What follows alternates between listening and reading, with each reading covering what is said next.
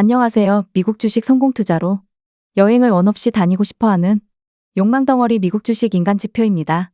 상황에 따라서 다양한 매매 방식이 있을 건데요. 제가 기준을 삼고 매수를 받는 원칙 매매는 단 3가지입니다. 이동평균선이 정배열을 갖춘 상태에서 눌림이 왔을 때입니다.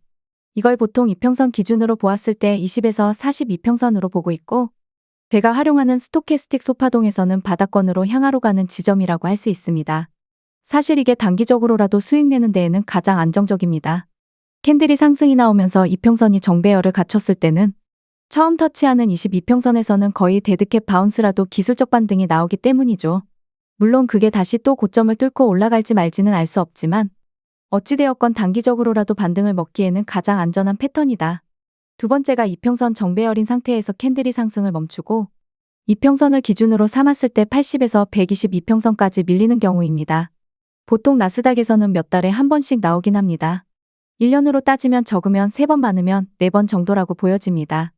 이럴 때만 매수할 거야, 난 몇 달을 참을 수 있어라고 한다면 조정장을 기다리는 것도 나쁘지 않은 선택이죠. 그리고 62평선이 122평선 아래로 완전히 내려오는 경우 이걸 일명 이평선 역배열 혹은 하락추세, 역추세 등등 표현을 합니다. 그러면 매매는 아주 심플하게 캔들이 역추세일 때 분할 매수하는 방법과 일반적인 정배열인 상태에서 조정장 진입할 때 분할 매수하는 방법, 그리고 정배열로 전환돼서 상승하는 상태에서는 눌림 매수가 있겠습니다. 간혹 지금 들어가도 괜찮을까요? 물어보는 주린이 분들이 있습니다.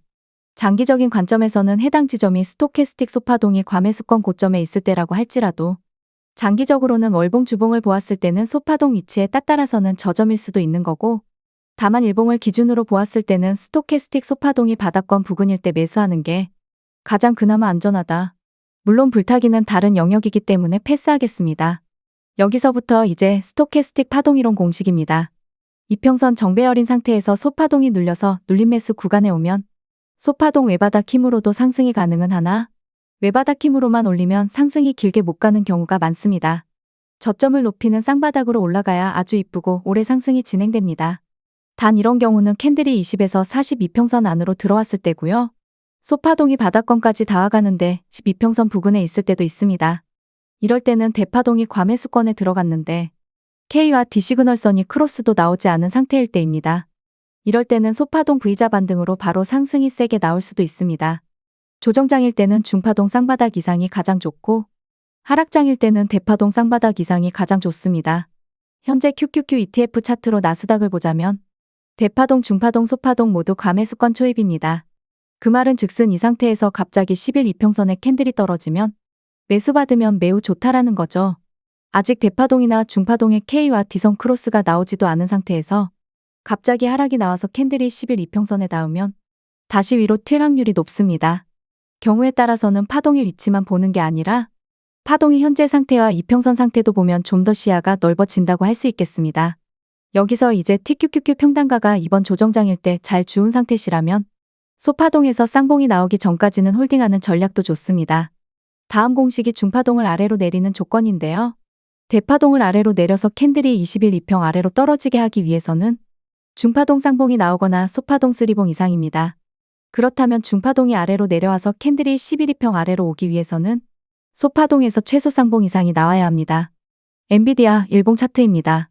60일 이평선 아래 20에서 40일 이평선이 위치해 있습니다. 여기서 이제 역추세 초입이었다가 이걸 극복하고 일단 추세선인 60일 이평 위로 올라온 상태지만 60일 이평 아래에 있는 20에서 40일 이평선을 다시 위로 돌려서 정배열을 만들기 위해서는 중파동에서의 쌍바닥이 필요한 공식입니다. 물론 중파동 쌍바닥 없이도 상승을 할 수 있지만 보통 이런 식으로 이평선을 어거지로 올리면 다시 주가는 되돌아오는 경향이 생깁니다. 쉽게 말하면 20에서 40일 이평선의 매수자들과 5에서 10일 이평 매수자들과 함께 모였다가 일명 이평선이 수렴을 했다가 위로 싸주면서 이평선 정배열을 만들면서 올라가야 상승이 길게 가는데 5에서 10일 이평의 단기 매수자들 힘으로만 주가를 크게 올리면 그 아래 있던 20에서 60일 이평 매수자들과 이격도가 비이상적으로 커지면서 매도 물량이 쏟아져 나오는 거죠. 정말 더 큰 상승이 나와주기 위해서는 20 그리고 40 그리고 60 이평선에 수렴을 시키는 구간이 나와줘야 하는데 그걸 중파동 저점을 높이는 쌍바닥이 가장 좋습니다. 물론 대파동 저점을 높이는 쌍바닥도 당연히 좋습니다. 저점 대비 반등 구간을 잘 먹어도 당연히 수익률이 좋은 것도 맞습니다.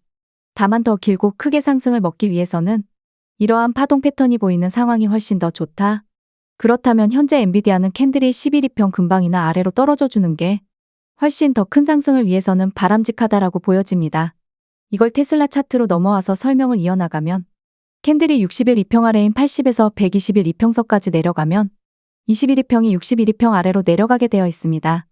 그 내려온 21일평과 61일평을 정배열로 다시 위로 돌리려면 중파동에서의 저점을 높이는 쌍바닥이 나와주는 게 가장 좋다. 그런 파동 패턴 없이 어거지로 올리면 저점 대비 상승은 당연히 훌륭한 수익이 되겠지만 좀 더 큰 흐름에서의 상승을 먹기 위해서는 중파동 저점을 높이는 패턴이 나오는 게 더 좋다. 일봉만 보고 파동을 보면 아쉬운 점이 생깁니다. 61일평 부근에서 중파동 쌍바닥이 나왔음에도 불구하고 왜 더 큰 상승이 나오지 못했을까라는 의문이죠. 물론 주식이라는 게 무조건 중파동에서 저점을 높이는 쌍바닥이 나온다고 해서 100% 다 상승을 하면 그러한 패턴만 찾아서 매수하면 되겠지만 근데 여기서 중요한 게 일봉을 기준 차트로 해서 내가 매수를 한다면 더 큰 상위 시간 차트 일명 주봉을 봐야 합니다. 그래서 타임프레임으로 이해서 세계 기준 차트, 하위 차트, 상위 차트 보는 이유입니다.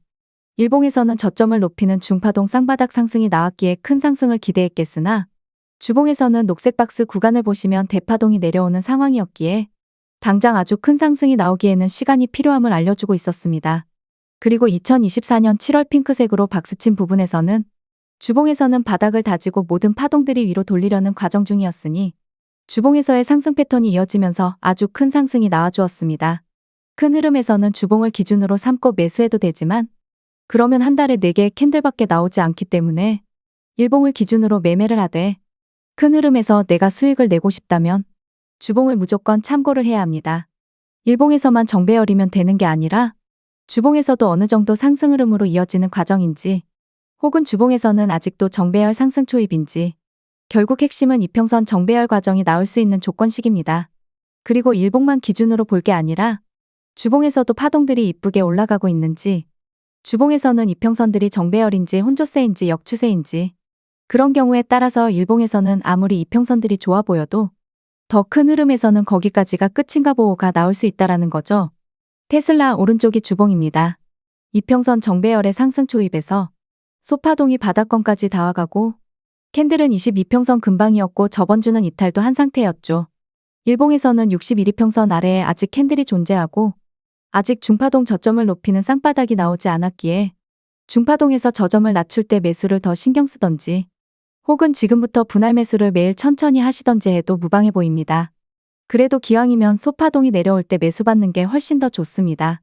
다만 결국 테슬라도 큰 상승이 나오려면 이번 주 금요일부터는 상승이 나와서 다음 주까지 크게 올라야 주봉에서도 소파동이 위로 턴을 하겠죠. 다만 주봉에서의 소파동이 위로 턴을 해서 올라가더라도 제가 맨 처음에 말씀드렸던 캔들이 20에서 41일평 안으로 들어오면 소파동 외바닥으로도 상승이 나올 수 있지만 소파동에서의 쌍바닥이 나와주는 게 더 큰 상승을 위해서는 좋다. 그렇다는 건 일봉의 대파동이 주봉의 소파동이니깐 일봉에서의 어느 정도 상승이 나오면서 대파동을 과매수권에 올려놓고선 일봉의 대파동이 아래로 살짝 밀리는 구간.